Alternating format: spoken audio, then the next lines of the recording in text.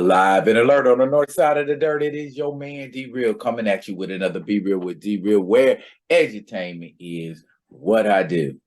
As promised, here is your Black Adam review with spoilers. So if you don't want the movie revealed, you might want to leave now because I'm spilling the beans right now. I got to tell y'all what I liked. I got to tell y'all what I didn't like and what I thought overall of the movie.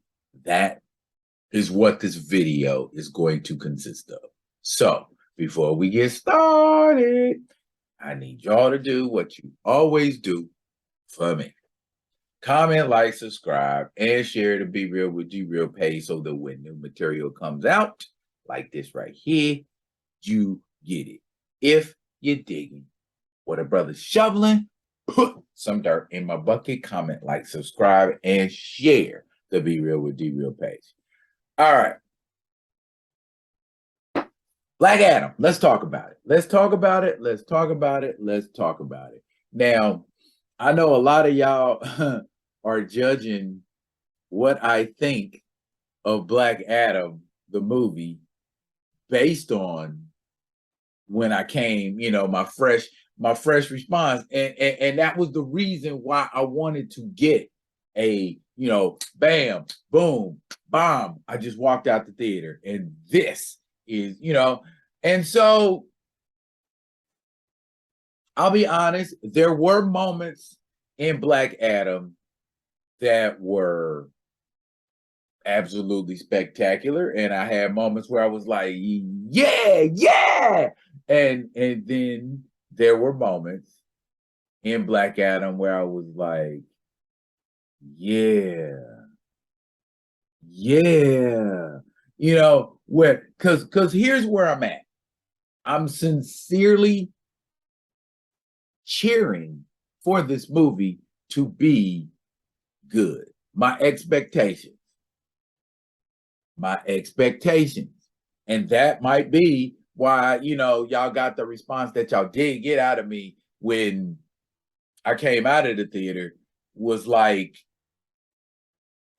you're expecting 5.0 and you get 3.5. You know what I'm saying? Kind of like that. I was hoping that it would be better than what it was. That being said, like I said yesterday, the movie was not terrible. It wasn't terrible, but like I said, it's not a showstopper either. Now, let me just take y'all, through basically what the movie is.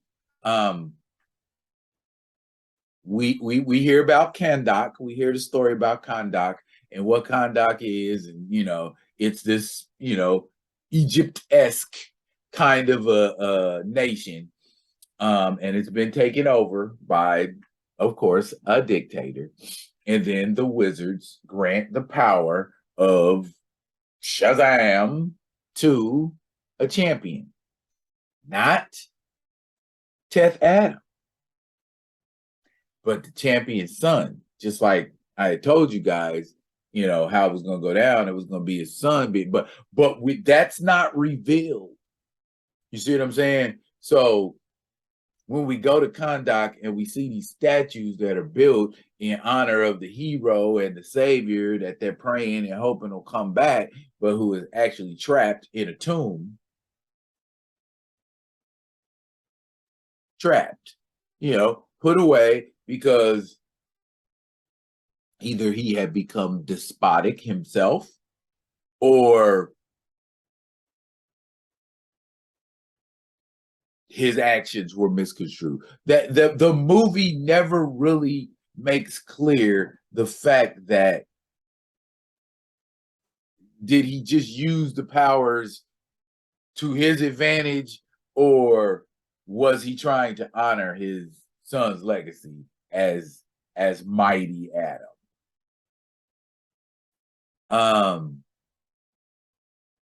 Flash forward 5,000 years, and this lady's in this tomb, and this group called Intergang. Yes, Intergang, the high-tech technology using criminals who are usually in Metropolis, have taken over Kondak. Okay, let's twist the plot a little bit, shall we? Bottom line, Black Adam gets released and just basically kind of is like, my name is Black Adam and I'm gonna do what I want to do. But there's this little boy and his mom who are rebels, and they're trying to throw the yoke of Intergang off and kind of inspire Black Adam to be a hero. Something he's, contemplating, but hasn't 100% made a choice to commit to. And the relationship between the boy and Black Adam is very similar to the relationship between John Connor and the T-100 Terminator in Terminator 2, where he kind of becomes the boy's ally and protector and friend and that kind of a thing. But what ends up happening is that Amanda Waller's call, "Hey, Viola Davis, how you doing?" And she calls the Justice Society. And the Justice Society, led by Hawkman, played by Aldous Hodge, calls in his old friend, Kent Nelson, aka Dr. Fate. Call it in two new members, Atom Smasher and Cyclone, Al Rothstein and Maxine Hunkel, respectively.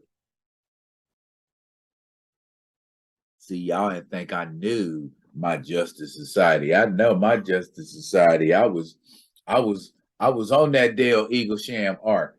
Had them Alex Ross covered. Y'all better ask somebody.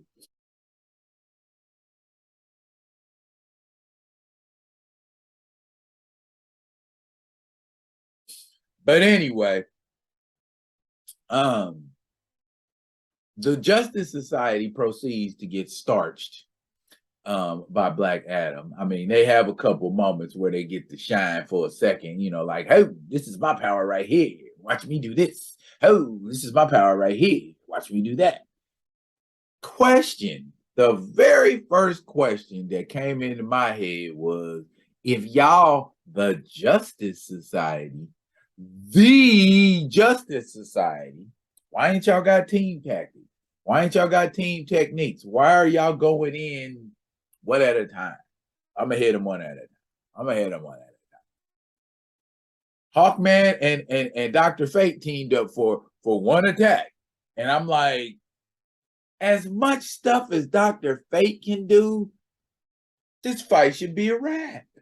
It should be a wrap. I mean, if you take them unawares. I mean, I get it. Black Adam's a really powerful dude. But you telling me that if Dr. Fate didn't break down, and we never got to examine the Naboo aspect of Dr. Fate. It was just like, it was as if Kent Nelson was Dr. Fate, but we don't get none of that Lords of Order side of it. We don't get to hear, about how Naboo and him are having this dynamic whenever he puts the helmet on. We never really get off into that. It's hinted on that, oh, he was possessed, or when he's Dr. Fate, it's almost like he's possessed, blah, blah, blah. Just that and the other. Bottom line, though, they end up having sort of a rough alliance because they're trying to track down this artifact, which basically will release the power of Sabak. And for those of you who don't know who Sabak is simply an evil version of Shazam. And instead of patron gods, patron demons. Yeah. So without going through too much of the plot, which was a lot of it for me was obvious. And we get the showdown between Black Adam and Sabbath. But Black Adam temporarily turns back into Teth Adam. And when we look at Teth Adam, he reminds us a lot of this guy right here.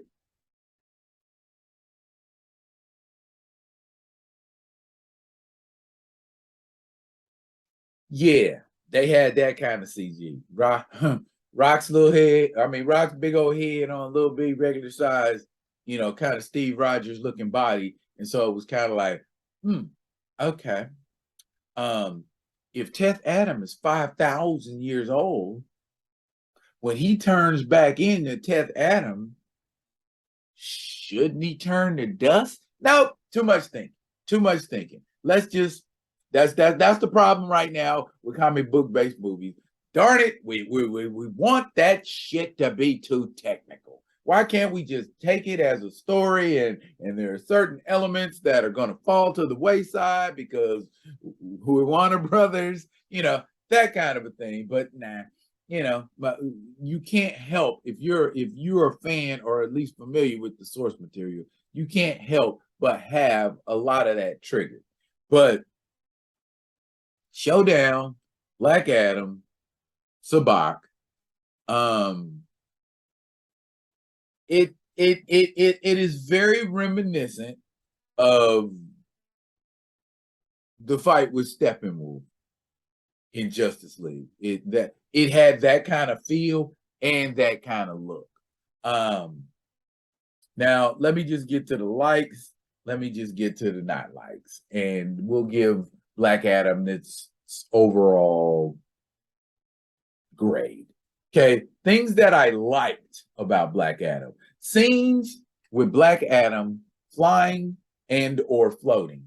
And if you've ever played Injustice, if you've ever seen Black Adam in comics, more recent comics, a lot of the time he's just kind of hovering in place, kind of floating around, and when he wants to move, he'll just hover forward a little bit, like I'm beneath touching the ground. Ooh, see what I did there?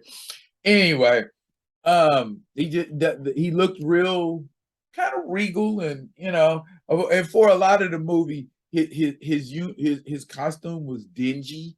He didn't have his gloss and Black Adam shine. You know what I'm saying? But he got it together a little later on. But he was always, kind of had that float going on, like I don't even want to be on the ground no more. It's fun. It's not enough fun. Floating is where it's at. But he worked it. He was a very stoic floater. The concept of the Justice Society itself, while not as well executed as I would have liked it to be, it was there. And we did get that kind of vibe or that kind of energy, like, okay, the Justice Society right now is them cats. Not too crazy about that lineup they chose, but they're those cats. And it does have that vibe, that energy of the older generation passing the torch to the newer generation. So that dynamic was there, and I enjoyed seeing that.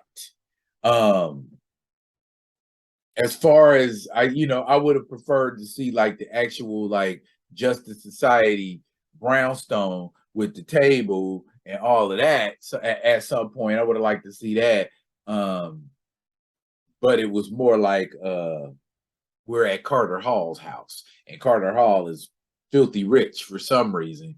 And he's got all of this high-tech X-Men jet coming out of the ground type thing, and everything Hawk theme. So yeah, Hawkman was the prototypical superhero. You know what I mean? With resources, not your street level hero, but one of those heroes that you look at and go, oh, it's Hawkman. You know what I'm saying? So there was that. Hawkman was interesting, but I think Hawkman would have been just as interesting not color swapped. Um, the fight scenes. I like the fight scenes between Hawkman and Black Adam. The only again, the only issue I had with it was, all right, Hawkman, while resilient, is not, I could take many shots from somebody who's throwing punches with Superman strength. Hawkman just don't strike me as that type of character who can take them kind of shots. You know, I'm Black Adam and I let go with one like bam and knock you through a couple of buildings. And you as Hawkman get up from that? Maybe one. But if I'm lightening you down and I keep bow, bow, bow, bow, bow, Hawkman gonna go down, you know, which I guess kind of he did. But I guess in my mind, Hawkman cinematically is a lot more powerful and a lot more resilient than he is in the comics. Dr. Fate's appearance, man. The couple of times they let you kind of get like a good look at Dr. Fate, and Dr. Fate got to get his shine on. His cape was like really shimmery and flowing, and I liked his voice. You know what I'm saying? He had a special effect on his voice. You know what I'm saying? Where like when he talked, you know, maybe it was him talking through the helmet, maybe it was Naboo. I don't know what it was, but it sounded cool. And the overall look of Dr. Fate was just, to me, they nailed it. He looked fly. The cape was all shimmery, floating behind him, all wispy and stuff. And I'm like, okay, all right, Dr. Fate. I'm feeling Dr. Fate. I'm liking the way Dr. Fate looks. And Adam Smasher, even though, you know, he was low budget, you know, kind of like the low budget hero of the group, he showed up in a major way. You know what I mean? And did what he had to do. We probably done seen all the fight scenes. They floating all around on the internet, but he showed up, did what he had to do.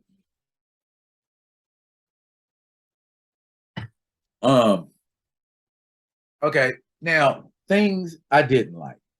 Now, I don't know if it was just me that noticed it, but it seems like there were some CG effects that looked cool, like Dr. Fate, and then there were CG effects that didn't look so cool, like Cyclone using her power. It was almost kind of like okay, you can basically manifest hurricane force winds. Why they gotta be colorful? Why they gotta look like, you know, streamers? You know, just something about when she showed her power, it didn't look tough. It didn't look heroic. It looked more flamboyant than anything else. I'm like, you a cyclone, you a hurricane, you coming out of nowhere, and you just looking like la la la la la la la la la la la. You know, and I'm just like, okay, is that a superhero or is that a? Because bruh, it was looking extremely. Okay. The writing of this movie. Okay, as you guys full well know, there is a in credit scene where Black Adam is contacted by Amanda Waller, and she basically say, you know, if you step outside the conduct, we're gonna beat your ass. And as if to accentuate that point, Superman shows up. And it's like, okay, she ain't playing. And that's it. Okay. Question. If we knew the whole of the Justice Society was getting starched by this cat,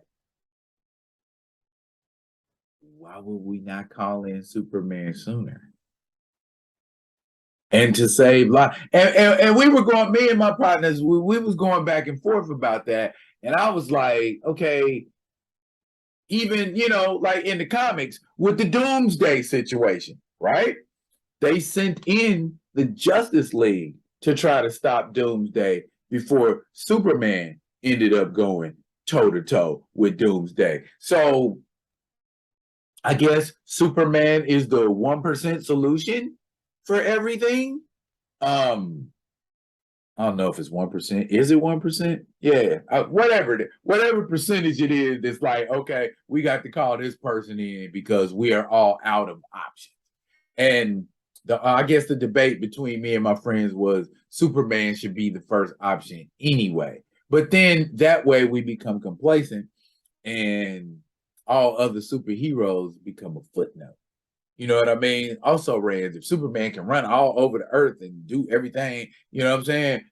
Why do you need the other superheroes? So give them a shot. If they fail, like I said, you can always call Superman in. But I just kind of thought, nobody who was writing thought, should Superman be called in first? Or, if or even with the Justice Society. You know what I mean? But that's neither here nor there. The obvious stuff, color swapped Carter Hall and color swapped Maxine Hunkel. Yeah. Yeah. Hawkman and Cyclone look like this in real life, in the comic. And so, like I have said in videos before, instead of making Carter Hall and Maxine Hunkel black, why didn't you just call in Mr. Terrific and Jakeem Thunder? Two heroes I feel like would have made more sense in that situation. But you know what I mean? That make too much sense. Or even one of Black Lightning's daughters, because as we know, Lightning and Thunder are also members of the Justice Society. Okay, and you could have used one of them along with Mr. Terrific. Would have made more sense.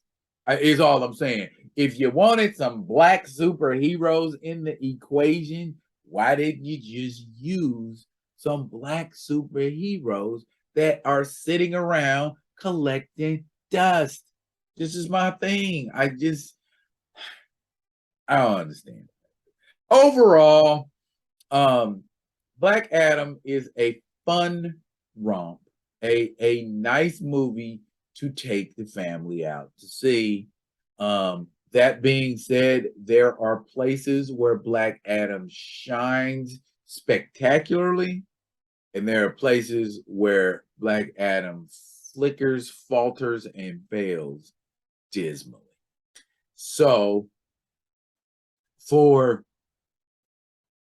the fun factor and the overall appearance of Black Adam and the Justice Society, I gave Black Adam G-Real score of a 6.5 out of 10. Yeah, it's watchable. It's watchable. Y'all may disagree with me, but I mean, if we sat down in a debate and started breaking down everything that could have been better or everything that wasn't as good as it was, it'd be a few things, to say the least. But right now, that's where I'm gonna go ahead and leave it. Have y'all seen Black Adam yet? What did y'all think of Black Adam? I mean, and be honest, and don't let my review influence you. Or if you want to let my my review influence you, feel free. Yeah, drop it in the comments. And as always, I will be coming at y'all with another one of them other ones. And until I do, y'all be good. Be good to each other.